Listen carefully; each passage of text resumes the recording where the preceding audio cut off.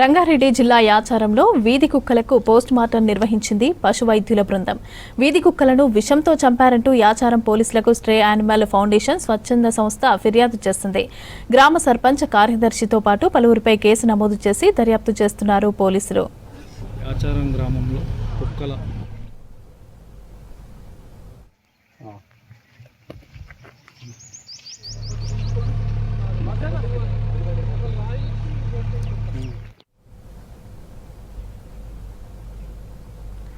Yacharam dumping yard సమీపంలో కుక్కలను గుంతలో పాతిపెట్టిన దగ్గర జేసీబీతో తవ్వించారు. చనిపోయిన కుక్కలను ఒక్కొక్కటిగా బయటకు తీసి పోస్టుమార్టం చేస్తున్నారు. కుక్కల శాంపిల్స్ ను తీసుకుని ఫోరెన్సిక్ కు పంపించనున్నారు అధికారులు.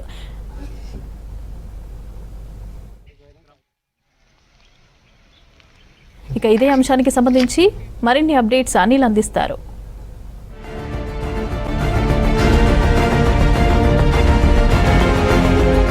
దేశంలో ప్రస్తుతం కుక్కల బెడదతో పాటు కుక్కల మరణాలకు సంబంధించి కూడా హాట్ టాపిక్గా మారింది. ఇక తెలంగాణ రాష్ట్రంలో రాజధాని హైదరాబాద్కు శివారులో ఉన్నటువంటి యాచారం గ్రామంలో కూడా ఇప్పటికే 100కు పైగా కూడా కుక్కల్ని పాయిజన్ ఇచ్చి చంపారని కూడా ఆరోపణలు ఉన్నాయి. సో అక్కడ గ్రామస్తులు ఏమంటున్నారు, నిజంగానే కుక్కల బెడద ఉందా, సో కావాలని పాయిజన్ ఇచ్చి కుక్కల్ని చంపేశారా, సో ఇట్లా అక్కడ ఉన్నటువంటి గ్రామస్తులు ఏమంటున్నారు, అట్లాంటి విషయాలన్నీ ఈ గ్రౌండ్ రిపోర్ట్లో తెలుసుకుంటాం.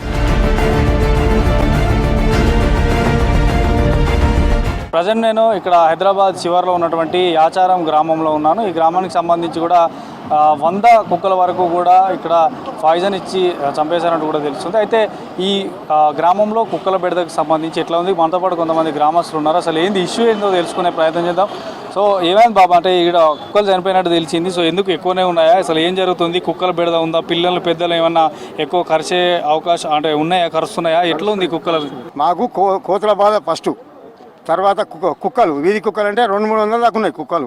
పక్క కోలపరాలు ఉన్నాయి, అక్కడ తింటే ఇక్కడ వస్తాయి, అది ఒకటి ఇబ్బంది మాకు. మేము తెల్లందాకా వ్యవసాయం పనులకు పోతాం, అక్కడ పందులు అవి చాలా ఇబ్బంది చేస్తున్నాయి, నష్టం. తర్వాత మాకు స్కూల్ పిల్లలు టిఫిన్లు పట్టుకొని పోలేక స్కూల్ పిల్లల తల్లిదండ్రులు తోలుకరావాలి. ఇది చాలా ఇబ్బంది ఉంది. వీధి కుక్కలతో చాలా కష్టం ఉంది. ఈ కుక్కల మీద ప్రేమ ఉన్న వాళ్ళు ఎక్కడైనా తీసుకుపోయి చదువుకోండి, లేకుంటే హైదరాబాద్లో జూలో ఎన్నో పెట్టుకోవాలి. కానీ మాకు ఊళ్ళకెళ్ళి కుక్కలు వెళ్ళిపోవాలి. చాలా ఇబ్బంది ఉంది మాకు చాలా ఇబ్బంది ఉంది. కుక్కలు ముసలిలో కరుస్తున్నాయి, చిన్నపిల్లలు కరుస్తున్నాయి, కరిచిన వాళ్ళు 8 మంది కరిచినాయి. చాలా ఇబ్బంది ఉంది మాకు. అందులో ఇంకోటి బావుల కాడ బర్రె దూళ్ళని తింటాయి, ఆవు దూళ్ళని తింటాయి. పెద్దవి బర్రెలు ఉంటే కూడా 3-4 ఇవే 20 కుక్కలు. ఆ ఒక్క బర్రె ఒక ఆవు ఏం చేస్తుంది, కింద పడేసి తింటున్నాయి. మరి అప్పుడు కూడా ఎవరు పట్టించుకోలేదు. మాకు చాలా ఇబ్బంది ఉంది. కాకపోతే గత 5 ఏళ్ళ కింద పట్టుకపోయి ఏం చేసినా అప్పుడు తక్కువైన కుక్కలు, ఇప్పుడు తక్కువ కావాలని చెప్పినాం. ఇప్పుడు వచ్చే సర్పంచ్ చెప్పినాం, అంతే మాకు తక్కువ కావాలని. ఈరోజు యాచారం పరిస్థితి చూసి ఎట్లుందంటే కుక్కలు పెడితే చాలా విపరీతంగా ఉన్నాయి.